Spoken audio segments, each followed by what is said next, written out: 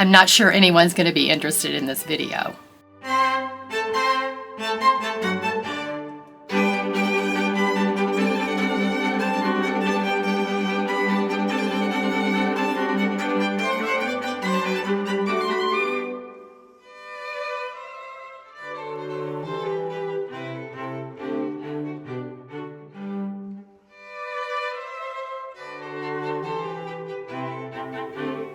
An alphabet stamp set that you carve yourself. Let's dive in. So I've been wanting to make this video for a while, and as I'm making it, I'm realizing it can be a little complicated, but it doesn't have to be. And I'm going to try to keep it very simple, because it's simple. It's just carving alphabet stamps and gluing them onto blocks. And I was able to do that all in one day. Making the video is taking longer, but we're doing it. We're getting there. Keeping it super simple, I had just sketched out the alphabet that I was thinking that I wanted. So I have a bunch of these 3/4 inch cubes, wooden blocks that are perfect for mounting your letters on. That was my goal going into it for the size. After I sketched them out, I went back over it with a dull pencil. So just using a really blunt pencil makes those lines really dark and bold. Perfect for that. That the letters represented what I wanted them to look like, because it's going to get transferred, then it's going to get carved, and then it gets stamped. And through the course of all of those stages, things change. So the stamp may not be exactly the way the sketched image is. And I can promise you, mine did not turn out like my sketch, but they were good enough, and we're going to go with it. So I'm just checking to make sure that the size is going to work. Originally, I thought that this was going to be a 5/8 inch cube. I didn't even have 5/8 inch cubes. I don't know why I thought I was going to use that, but I ended up using the 3/4 inch cube, which is much better overall. Everything I always carve, I always use tracing paper, because I want the image to be as accurate of a representation of my sketch as possible. So here I've sketched it out on lined paper. I'm not going to transfer this to tracing paper, so I'm just going to use the sketched out image and then transfer that to my rubber material. Now, as always, I am using Speedy Carve by Speedball. It is my hands down number one, top of the line choice pick for carving rubber material. That's just the one I like to use. It works best for stamps. It does not get hard. It does not through the course of years and decades. And I've had some Speedy Carve stamps that I carved 20 years ago, and they're 25 years ago, and they're still holding up, and they still have that cushion to them. And they're also very durable, very durable. So it's just one of those things. Yeah, I've tried several different carving materials, and I always keep coming back to this one. So I'm going to stick with what I know, and that's what I'm going to tell you to use today. Okay, so these letters spaced out on this paper were a little bit too wide. I want to make the most of my rubber material, so I cut them into strips so that I could tape them tighter together onto the rubber material before I transferred it. All right, so it's all transferred, and the Y and the Z had their own special little spot.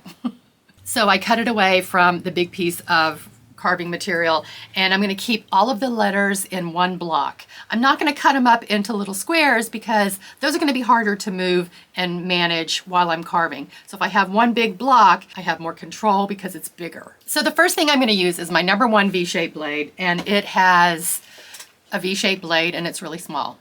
There you go. That's all you need to know. I'll leave a list for all of the materials down below.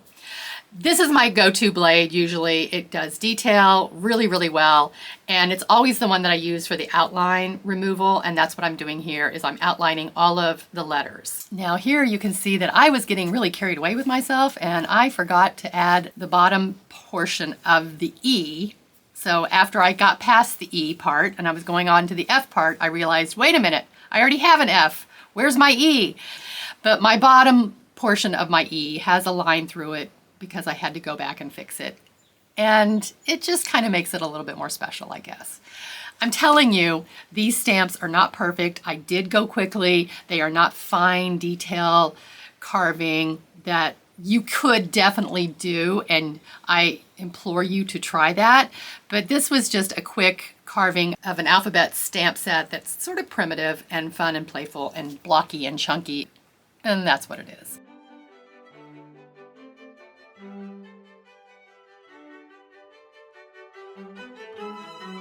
Here I'm just trimming up the Y and the Z, and I'm showing you that I don't throw the small pieces of rubber scraps away because I use them for tiny stamps, and it does make a big difference, and little tiny stamps are just as effective and lovely and useful as larger stamps. And I'll show you one at the end of this video. Okay, so interestingly enough, my desk happens to be completely cleared off as I started this process, and I am going to stamp on my art table paper for the very first time by taking a test print of this whole alphabet stamp block.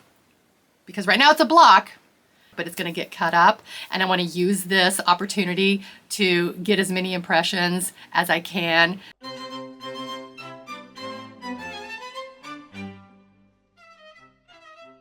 I'm going to scan them in and play with them so that I can print them out and use them again and again.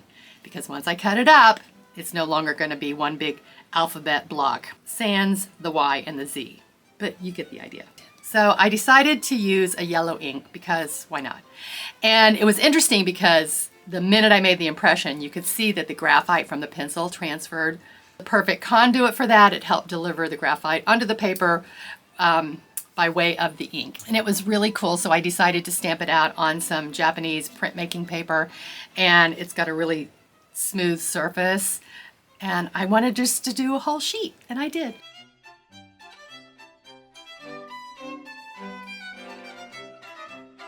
I want to stamp these all out with black ink and preserve them that way. And I'm going to stamp out a whole set of the black with the Y and the Z, just to have a full page filled, because it's going to be a sharper, crisper image, and that will be the one that I scan in. Okay, so all of my playtime with my stamp block is finished. I'm going to keep going and finish carving. So now I'm using a number 3 V-shaped blade, and I'm going to go around the outside of the letters I've already carved, take away the majority of the rubber material around the letters. Since I've already made a mistake with my E and other things, I'm gonna just take my time and do what I can and not rush this. I will say the detail of finishing up with all the noise and the extra marks that are left on the block as you're stamping can be a little tedious, so just think of this as a very slow and meditative process.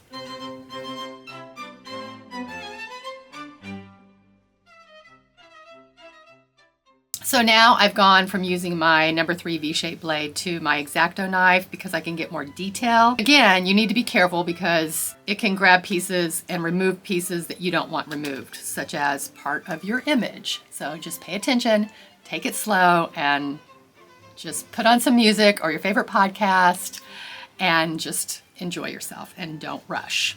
Because I definitely could have made these nicer, but I didn't because I was rushing because I wanted to get the video made. But I also wanted to have some chunky, grungy, bold, chunky alphabet stamps, so this works. So I'm going to take a test print of this before I start removing all the little pieces just to make sure it's where I want them to be so that I can pull away some of the little tiny bits that I don't want, some of the noise, some of the scratchy marks. Okay, so before I start removing the letters from the block, I'm going to take my cubes and I'm going to prepare them, but I'm only going to prepare them on the side where the index is going to be printed.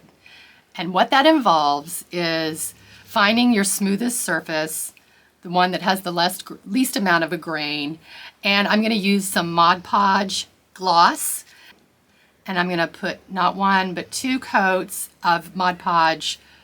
Put one on, let it dry, dries quickly, and another one, let that dry, and then set those aside so that when I go to stamp my letter index on that prepared surface, the ink won't soak into the wooden block. It will sit on top of the gloss medium, and it will give me a crisper, clearer image. So I do this and then let it dry while I carve my letters.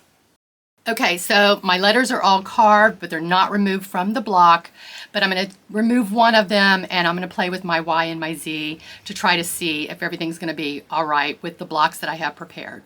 So the first thing I'm going to do is, as you've heard me say before, re-ink my ink pad, and I'm using Staz-On black because Staz-On is good for non-porous surfaces. This is a non-porous surface since we're stamping on a sealed surface. So I've re-inked my ink pad and I'm ready to go. I'm going to very carefully ink up my A stamp and stamp that on the prepared surface to see how the index looks on the block. After the Y and the Z, I think I'm doing pretty good, so I am moving forward.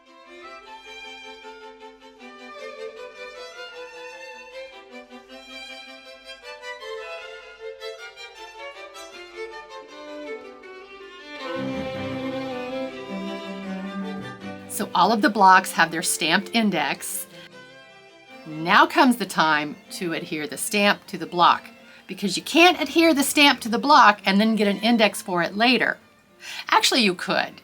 You can stamp the index on a piece of paper and then cut that out and then adhere that with your Mod Podge to your block. I've done that too, so that's an option. It's not a lost cause. I'm using Gorilla Glue, super glue, very convenient, quick grab. All right, so I'm going to set them aside and let them dry. So I'm not going to use a cushion for these stamps, and that's because this carving material will keep its suppleness. So I don't have to worry about it getting hard. And let me tell you what I'm talking about. Okay, so for instance, this is a manufactured red rubber material. So is this one and this one here too. Now this red rubber material has a tendency to get hard over time, and you'll see this in vintage stamps as well, and so that's why the rubber is mounted on a piece of foam. Now that's all fine and dandy, because as this hardens, the foam underneath it will give it a cushion as you're making the impression, because you need to remember that stamping is a relief print process, which means it needs pressure. It has to come in contact with the surface of the paper in order to make the impression or the print. And if this gets really hard, it won't give and meet the paper as you apply pressure.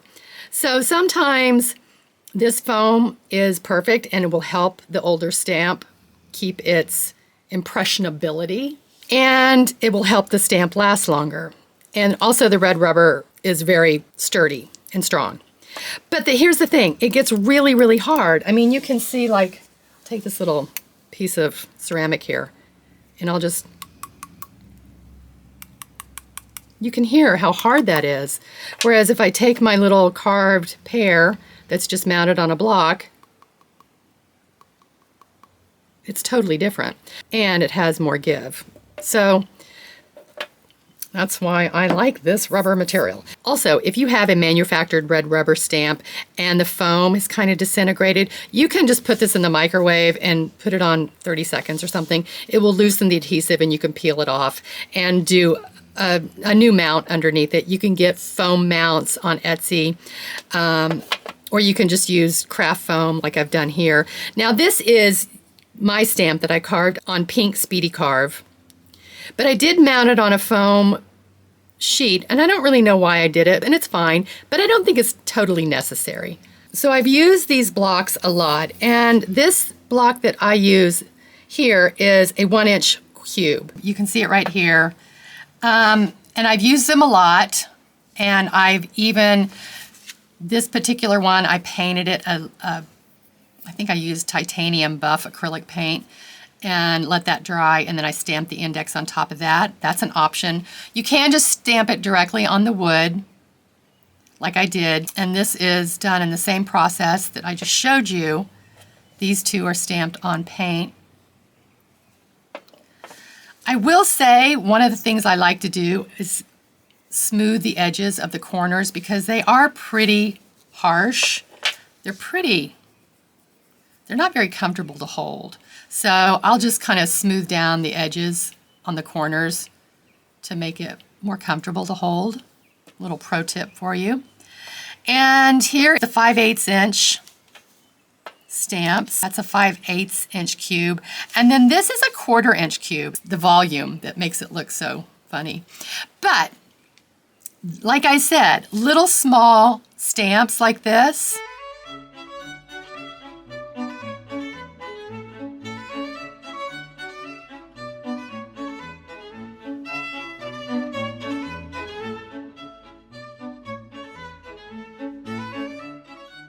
actually had a little box that this fit in. Does anyone else have a box of boxes because it's a really good box and you can't throw it away? Well, that's what this one was, and it was an old phone box. Let's see. Samsung Epic 4G Touch.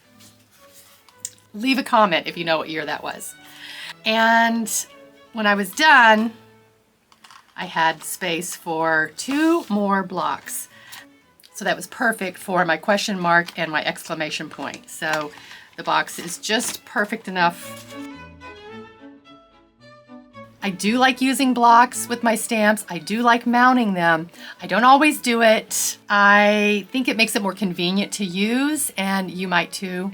So give it a try.